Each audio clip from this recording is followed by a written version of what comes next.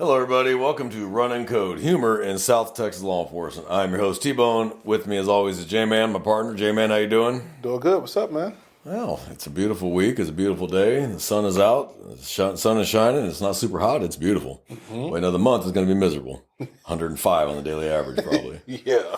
Like last year. Started wearing a vest and we're going to crash for 12 hours on the highway in that heat. Good old Texas heat. Lose 10 pounds of water weight. But today, we're going to talk about security guards. I used to be one of those. Yeah. It depends on what kind of security guard you were. Oh, I mean, I was one of the smart ones because there's a lot of dumb ones. See, in our experience, or at least in mine, the majority of the ones I dealt with are dumb ones. Yeah. Now, that's not 100% true. I've dealt with some very professional ones that know their limits, know what they can and cannot do not pretend to be cops. They know what they're supposed to do, but the majority of them really aren't that way. And you've seen the memes, full regalia. I mean, they got like 9 knives, 2 guns, a machete over their back. I'm like, oh, it's all right, Rambo. Yeah. You need to bring it down. All right, that you're not making your profession look good. My only issue with security guards when I've dealt with them is they want to interfere. They want to get involved. Yeah. I remember we were going to execute a warrant, an arrest warrant, felony arrest warrant on a pretty violent subject. And there were several of us, we parked way down the street from the house, like way down the street, darked out, blacked out the cars. We're making our plan of action. Who's going to the back door? What are we going to do when we get inside? So on and so forth. And here comes Sonny security guard pulling up with his little flashing light right in the middle of the street. Hey guys, what's going on? Nothing, man. You need to take off. Well, you need to tell me what's going on. I'm the security guard for this neighborhood. I said, get out of here.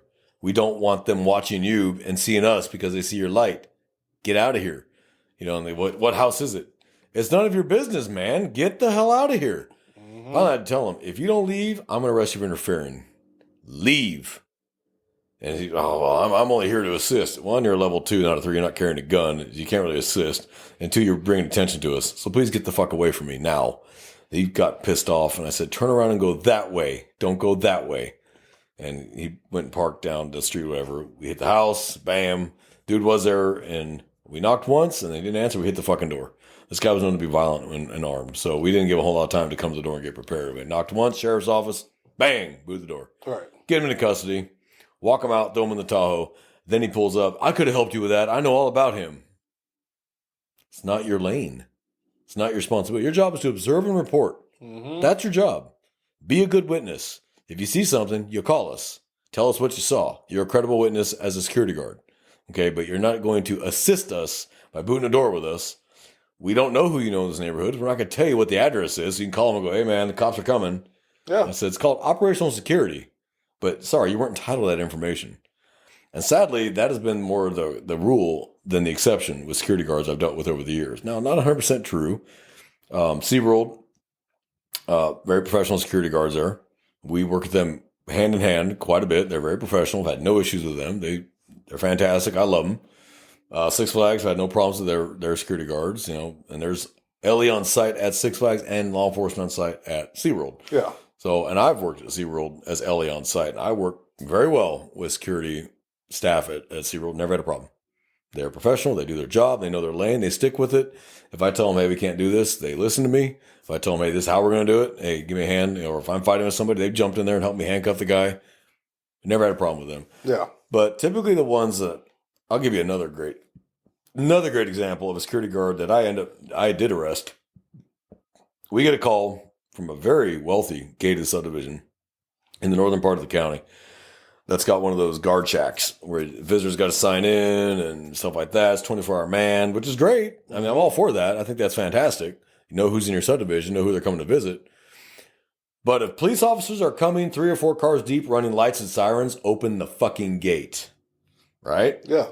The call we got was for violence in progress. It was domestic in progress with a weapon or something. So it got toned out. It was a code 3 call. We're running lights and sirens. I pull up, open the gate. And he comes out with his clipboard. I need to know why you're here. Open this gate now. And he refused to open it until I signed in. I'm like, I'm not signing your fucking clipboard. Open this fucking gate right now. Like, he's flat out just refusing to open this gate because I need to know everybody and what address you're going to. No, you don't. That's not your business. Open this gate or I'm going to arrest your ass when I come back.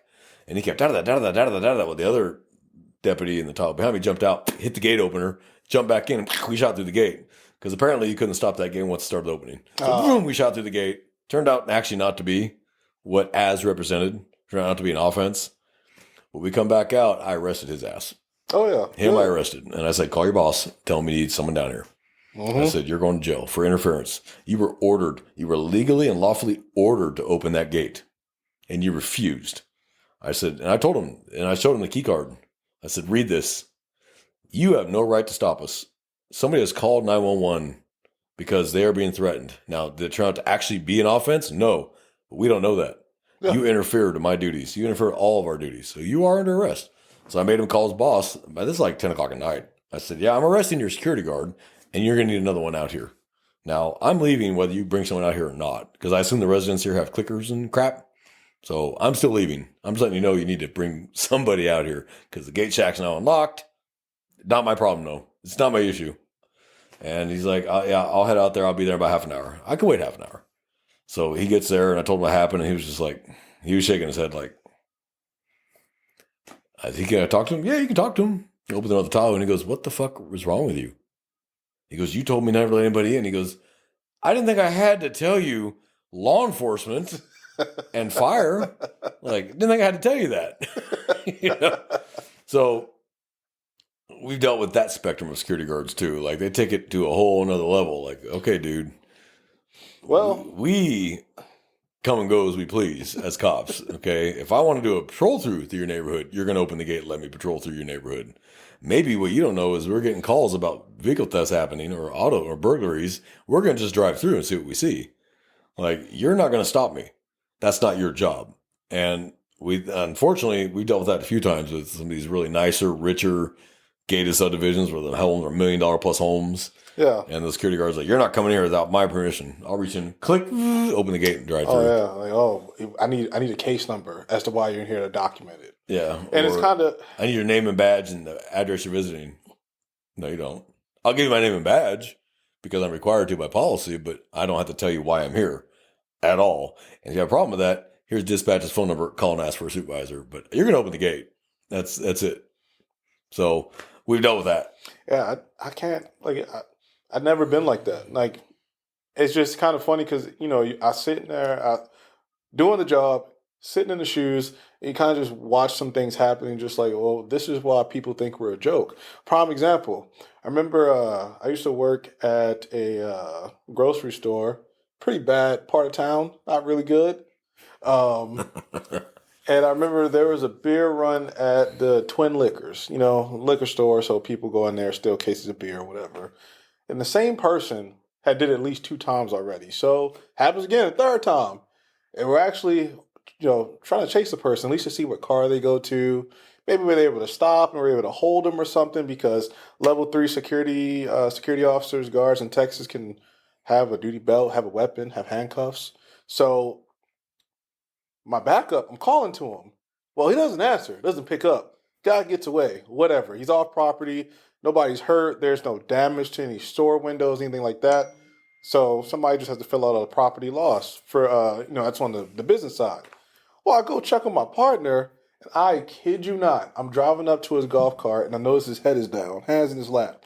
But as I'm getting closer, I hear moaning and slapping. The dude's watching porn. He was asleep. He fell asleep watching porn while I'm calling out a beer run on the radio.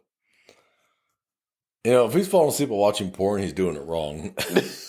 And this wasn't the That's first. typically not how it works when you watch porn, but hey, what do I know? And this wasn't the first time he'd been caught watching porn. Like, I remember I'd drive up, I'm bored because I would work 4 to 12. That was my shift, 4 to 12. And around like 11, you know, it's kind of getting, you know, stores.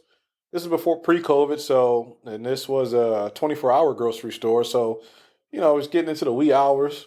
And he'd be in the darkest part of the parking lot behind the store on the opposite side of the parking lot. Back there just watching porn, man. Just watching porn. Like, not even, not observing, reporting, detecting, deterring, none of that shit. Yeah, but this is why they laughed at us. Like, guys like this came to work with a 30-round magazine. Like in his weapon? Yes.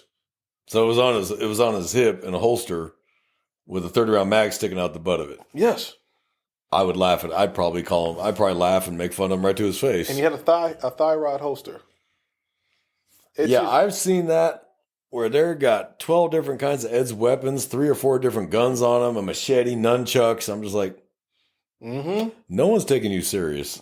It sucks. You just look, but you look dangerous. Like that mentality is actually very dangerous because they're looking for a reason to use any one of those. Yeah. Like, okay, that's actually kind of scary. He talked to people terrible. Like, there's not a lot of requirements needed to be a security guard. I mean, it really isn't. I mean, but that's the whole point. You just need a body.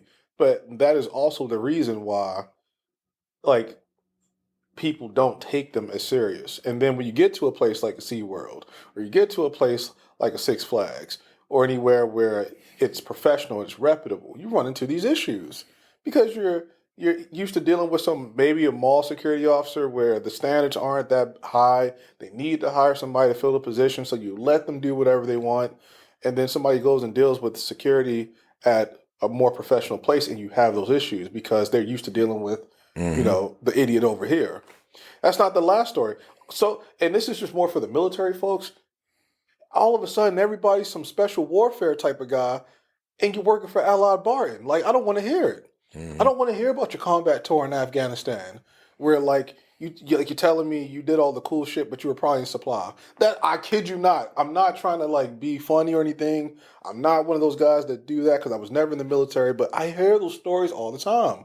One guy told me he was Black Hawk Down. He was in that conflict and killed 2 people using a Barrett 50 caliber sniper rifle and scored 2 headshots. Skeptical. Not saying it didn't happen, but I'm skeptical. But he would show up drunk to work. Oh, maybe he showed up drunk because of that. Yeah. How old was this guy? Because that was in October of '93. So how old was this guy? This guy was like in his 50s. Well, then the time frame matches up at least. It just doesn't make sense. He also told me he was in Cops. And he showed the episode. He's like, the bald head guy right there, that's me. There's 40. The TV show Cops? The TV show So Cops. he was a cop in an agency. No, he was not a cop. He was a camera guy? No, he was a guy in the background of what was going on in the Cops episode. Okay. But he was indistinguishable because there were other bald white guys in the clip. Oh, well, maybe. What do you mean? No. Maybe. No, you can't give this guy the benefit of the There's doubt. possibilities No. and there's probabilities. No. Could it possibly have been him? Yes. No. Was it probably him? No, I'm not. No one believed him. No one believed him at all. You're going to tell us that you were in that conflict and, apparently he was also in the movie. He said he was in the movie as an extra. Well, some were. So they did bring some of those veterans as extras. I did not see him.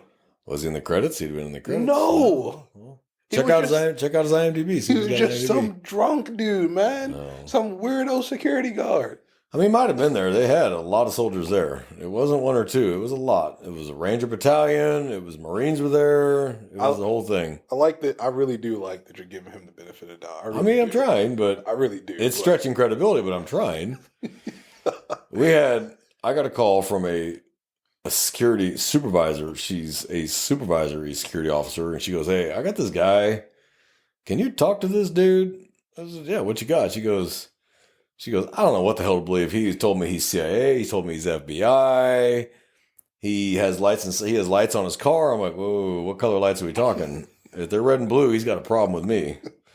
She said that this guy gave another security officer a ride home, and he hit those lights to get through traffic. I was like, no. I said, is he reserve officer anywhere? Not that makes it illegal, but that's not illegal. It's a policy violation usually. So if you're a police officer and you have lights on your car, it's not illegal to use them, depending on what you're using them for. But I guarantee you, your agency is going to have a policy saying no. No, no. So I was like, is he reserve officer maybe with another agency? She goes, no. She goes, tomorrow he said he can't come to work because he go meet with his handler at the CIA. Hey, back to possibilities and probabilities. Maybe. Maybe the CIA has a worry about where you're at and they would like undercover agents there because CIA is only supposed to operate internationally, not domestically, but hey. Yeah. So she asked me, she goes, "Can you come talk to this ding dong before he gets himself in trouble?" I said, "Yeah, I'm going to take him out to his car, go turn on your lights. They better not be red and blue. They better not be flashing red, flashing blue, or flashing red and blue. If they're yellow and white for security, okay, whatever. I don't care. But if they're red and blue, he's got a problem." And honestly, so there are some, it's happened before and they've made the news where security guards just take it to a whole nother level. They're doing traffic stops on cars. Yeah, I'm a security guard. You ran that stop sign. You're illegally detaining him. You don't have the legal right to conduct a traffic stop. It's not a citizen's arrest. That's not how this works. Yep. And we've had that before where they'll traffic stop a car and then call us, a guy, "I just arrested this dude, for running the stop sign." I'm like, "Well, you're going to have to release him." And if he wants to sue you, he's more than welcome to. In fact, I'm going to tell him he can sue you, by the way. I'm going to tell him he can name you and your company. Yep. Yeah, well, hold on. No, dude, you illegally detained somebody. You don't have the legal authority to perform traffic stops. Now, if this guy was beating somebody to death, yes, anybody could do that. Anybody, not just a security officer, but anybody could. But running a stop sign, that's not your bailiwick. Yeah. Okay? If you feel that strongly about it, get the plate number, film it, and call us. But that's the level. Observe, report. So we've had these conversations with security guards. I've worked with super professional ones that knew their job, knew their limits, were very professional. Like, again, I'll come back to SeaWorld. They're very professional. They are prepared. They do a lot of training for active shooter, do a lot of medical training.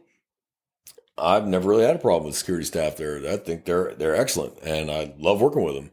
But they all know their limits. Yeah. And now, could I sneak a rocket launcher past some of these guys? Yeah, I probably could. With a Roy Rogers badge and a rocket launcher on my shoulder, walk through the security at SeaWorld. But they're actually pretty decent about stopping crap.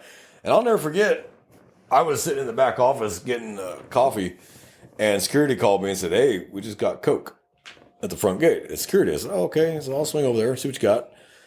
Brand new security guard. First day on the job, caught it.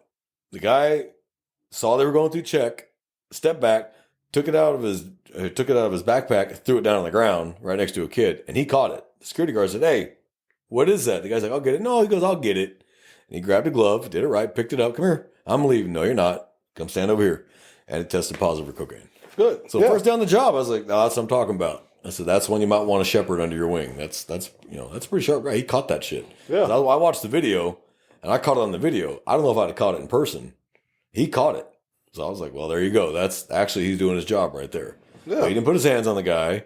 And if the guy would have taken off running, he would have let him run. Yeah. I said, "If he'd have ran, what'd you done?" "Let him go. I got the Coke." Good answer. Yeah. I'll chase him. That's my job. Now, if I end up on the floor with him, then y'all can run him and give me a hand, put him in the handcuffs. You won't be in trouble for it. That's your job. You're assisting me. Yep. Absolutely. Security officers do get hurt, and that's why the law changed a couple years ago to where assaulting a security officer is a third-degree felony. Because they are licensed security officers. They're there for a reason. Yes. They're there to deter. They're there to observe. They're there to report. And if you're doing something illegal and you're stealing something from that property or from the owners of that property, then they have the legal right to stop you, detain you, and hold you for us. They have that legal right. Yeah. Now, they're not going to shoot you. I at least hope not. Unless you pull a weapon on them, and then, well, they were given a weapon for a reason. Yep. But I've seen security companies here in this county that are very, very professional. And I've seen some security companies here that have scared the hell out of me. Like literally it's just, I need the body, so I'm going to hire you. Yeah. And some of them have the social skills of a potato. Yeah, like the ones who work the subdivisions. The ones that actually do the roving patrol in subdivisions, those guys look like they're gangbangers themselves. I'm like, I don't want to name the name of a bar it's a sports bar. So of course, in the daytime hours it doubles as like a good restaurant you can go to, and at night it doubles as like more of like a bar scene. Man, this dude, appearances is everything, but he's driving, like, I guess security officers can use green lights now in their cars. it's not green lights, it's yellow and white. Oh, okay. He had a green light on his car. So I didn't, I was like a yellow and a green thing. I'm like, okay, cool. It's pretty chill. But when he came in, I'm just like, neck tat right here, tattoo above the eye. And I'm just like, he ain't going to do nothing if it really gets bad. Hell no. He going to be in the corner somewhere. It just makes no sense. Like, The optics don't look good. It don't I'm look not good. saying that there's something wrong with tattoos because I have tattoos, but one, mine are where they cannot be seen when I'm in uniform, so I look Yeah. professional. I don't have them on my neck and on the back of my hands. I don't have them on my forehead, my eyes. I don't have pull this down, it says "fuck you" under my lip, shit like that. But it's optics. Yeah. You want the security officer that he's got a clean uniform, his equipment straight, he's polite. Sir, you okay? What's going on? Versus, wanting to act like a police officer when they're not and getting themselves in trouble. I've heard security guard, we're practically cops. Not even close. Not even anywhere near close. Your 40-hour training to be a licensed security guard does not trump my 770-hour basic peace officer license, not including the thousands of hours of training I've had since then, or the experience I've got, or the legal authority that I have as a commissioned Texas peace officer. So no, it is not the same thing. It is not remotely close to the same thing. You just hear like funny stories, like too, of just how like guys would mess up on other different posts. And it's just a good laugh because it's just like, well, damn, like what's going to happen to him? He's going to get fired. He's going to be moved to a different post. Like there was a time one of the supervisors was kind of pissed because he had to fill in a spot because the guy showed up to work, level 3, had a BB gun in his holster. But why? So those companies, usually they're issued the firearm by their company. Well, I guess the one that I worked for around that time, this was like 2014. Like, so it's, you had to provide the firearm yourself. So you could carry whatever. Talk about liability. You could carry what you wanted, I guess, as long as you qualified with it. I could just see him showing up with a Glock 17 with a switch on the back and hosing. Well, that's how the guy showed up with a 30-round magazine.